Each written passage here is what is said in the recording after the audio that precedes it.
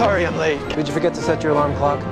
Hello everyone and welcome back to My Nerdy Home. My name is Steph Anie. Thank you so much for watching this video. So it looks like Marvel is still continuing to push forward with their MCU agenda. Marvel is doubling down on the retcon of Thor's Mjölnir, and it's now depicted as a female energy being. Thor's hammer is a woman. I don't understand why they are doing this. They are making inanimate objects women. But let's go ahead and go through this article from Bounding into Comics. Marvel Comics writer Donny Cates alongside his associate editors have now retconned Thor's famous Mjolnir in the latest issue of his run of Thor. Now, this article is really interesting because it goes through Mjolnir and its journey and its creation and how it's kind of evolved and changed throughout the years. It says, in Marvel Comics, Thor wielding his hammer debuted in Journey into Mystery number 83 back in 1962, and here is that issue. In that issue, written by Stan Lee and Larry Lieber, Dr. Donald Blake is transformed into Thor after he discovers an ancient cane.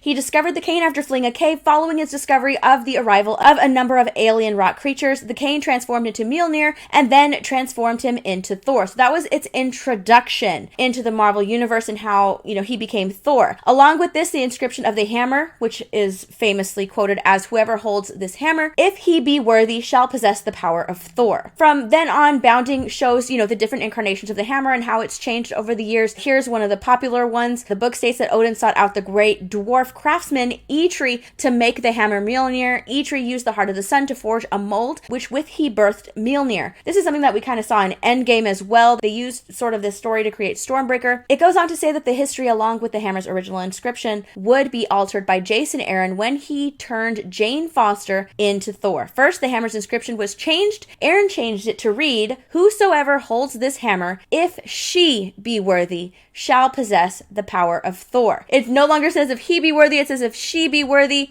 And then we have Jane Foster into Thor, and this is actually what we're going to be getting in Thor Love and Thunder. We do have a first look at that, and we'll go ahead and look at that in just a second. So in the Mighty Thor number 12, Foster visits Omnipotent City, where the High Lord Librarian tells her many different tales have been told about how the hammer of yours first came to be. Some say Odin had forged it as a gift to his young son. Others say the All-Father wielded it himself many centuries before Thor was even born. The tales always mention the dwarven forges and the mystical enchantments and the unbreakable Uru. But one very important element of the hammer story has been forgotten: the storm. So the book then tells about the battle between Odin and the god Tempest, the mother of thunder, described as a sentient superstorm. Eventually, Odin defeats the storm, trapping it within a piece of pure Uru that had been gifted to him by the dwarves of Nidavellir. In order to safeguard the weapon, Odin placed an enchantment on it. So going along with that story, the Lord High Librarian would tell Foster that he believed the storm had finally died, but nevertheless, the hammer appeared to be acting of its own free will, sending Foster crashing out of Omnipotent City into space. Not only would the hammer charge into space without Foster wanting to do so, but she also claims that the hammer spoke to her, and here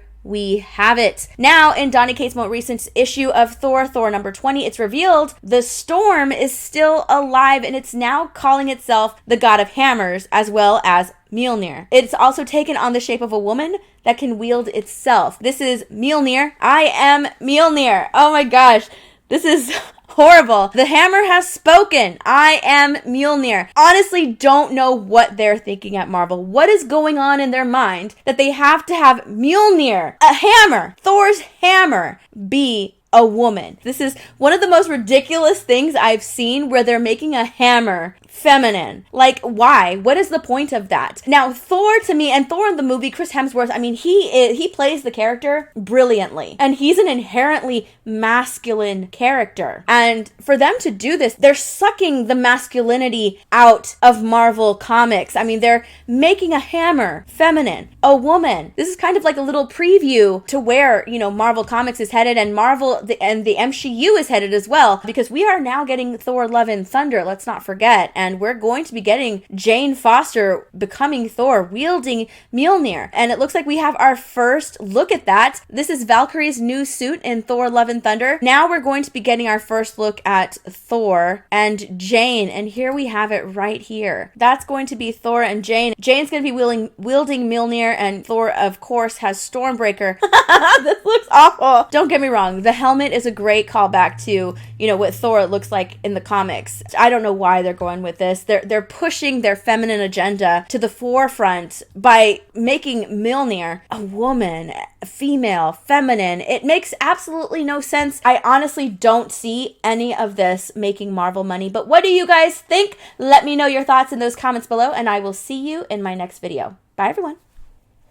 So I really hope you guys enjoyed watching. Please come and say hi to me on Instagram and Twitter and all of my other social medias. I also want to give a huge shout out to my patrons, my Harlequins, Dark Knights, Red Hood Outlaws, and my Jokers, as well as my Rogue Gallery channel members. I appreciate your patronage and your memberships so much.